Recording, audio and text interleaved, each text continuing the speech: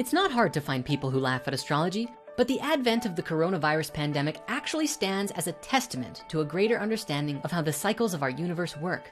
In this video, you're going to discover how COVID-19 is actually a part of a much bigger picture by looking at the cosmic cycles that circles above and beyond our heads. Even if you think astrology is hogwash, please watch on and see if your understanding changes by the end.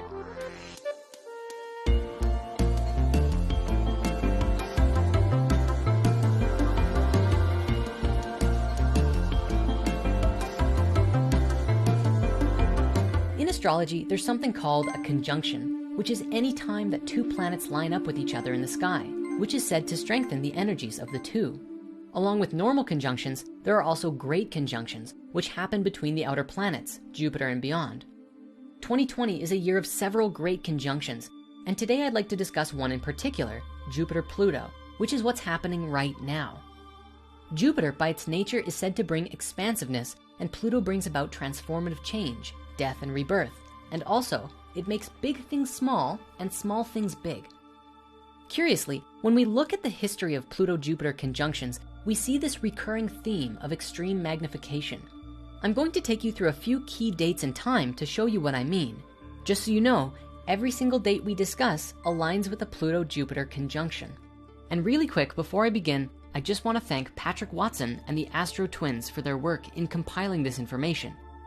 Okay, here we go. In 1571, Johannes Kepler was born, a man who devoted his life to the stars and whose insights would profoundly broaden humanity's views of the skies. Though it's interesting because even though today he's considered a revolutionary scientist, to Kepler, astrology and astronomy were completely interweaved as one unified system.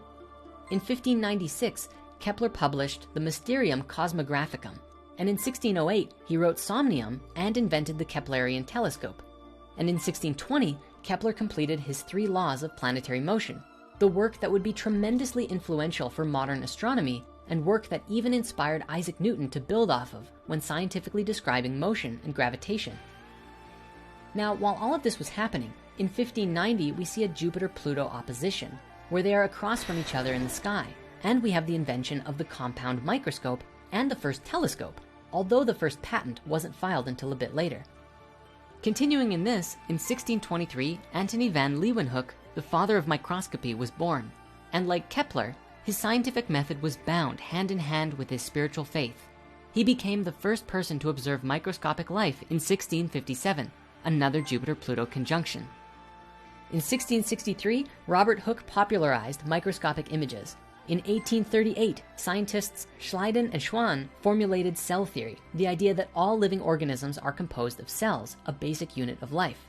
In 1630, we saw the invention of the electron microscope.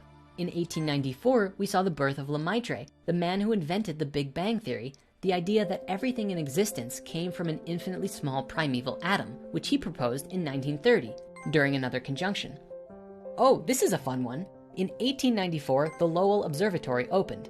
In 1906, Clyde Tombaugh was born, and in 1930, Pluto was discovered by Clyde Tombaugh at the Lowell Observatory. Ha! In 1968, we saw the moon landing and the dawn of space telescopes. In 1981, the Hubble telescope began construction, and in 1994, the Hubble telescope produced the first images of cosmic marvels, including the famous pillars of creation. And fairly recently, in 2007, we saw that the New Horizons probe got a gravity assist from Jupiter on the way to Pluto, literally the most meta transit imaginable. So with all of this in mind, if we look at the pandemics of history, we also see that many of them line up with a Jupiter-Pluto conjunction. In 1918, the flu pandemic happened while Jupiter and Pluto were in Cancer. In 1981, the HIV outbreak happened while Jupiter and Pluto were in Libra. The Russian plague of 1771 took place while Jupiter and Pluto were in Capricorn, and the Black Death of the 14th century happened when Jupiter and Pluto were in Aries. And with all of this awareness, it actually starts to make sense that we're experiencing the coronavirus pandemic during a Jupiter-Pluto transit. But what do all of these alignments mean? Do the planets rule our existence? Are we forever subject to the wheels of karmic fate from beyond our world? Well, no, not really. You see, astrology is a language. Much like we use English and Spanish or other languages to communicate with people, Astrology is one of many languages that we can use to communicate with and understand the workings of the cosmos. These conjunctions simply describe energetic alignments, which means that by understanding and reading the language, we can begin to make deeper connections with the subtle forces that move through all of life on Earth. We should consider this particular conjunction to be especially special because it's not just Jupiter. Saturn is also in the mix, which energetically is considered a force of responsibility, systems, restriction, learning lessons, maturity, banishing old aspects of life no longer needed, and more. One of the great lessons that these planets bring is the transformation of our systems, which include our financial systems and the ways that society connects together and with the world. And so each of us are invited to ask ourselves what it is we might be holding on to and practice letting go in order to make room for something much more amazing. It's as if to say that the subtle energy of this time in life is in extreme magnification mode, making everything bigger and paired with some responsibility and maturity. But depending on where we're at as a species will really determine what emerges from that potential energy. If humanity was in a different state of consciousness, then perhaps this energy would have found its expression in a different way. Who knows? Maybe we would have learned how to send people into the quantum realm, or maybe we discover a black hole near Saturn and send some people there to try and find a new home. Wait, these ideas sound familiar. Anyway, the point of all of this is to see the nature of cycles. Today we can look out into the world and see a lot of chaos, a lot of fear, a lot of people fighting each other for toilet paper, certainly. But if we stop for a moment and look beyond, listen to the language of the cosmos and learn from it, we actually open ourselves up to discovering some pretty profound truths about the bigger picture of what's going on. The collective experience of COVID-19 is a wake-up call, an opportunity for us to realize that we are living with these greater cycles and movements of celestial forces.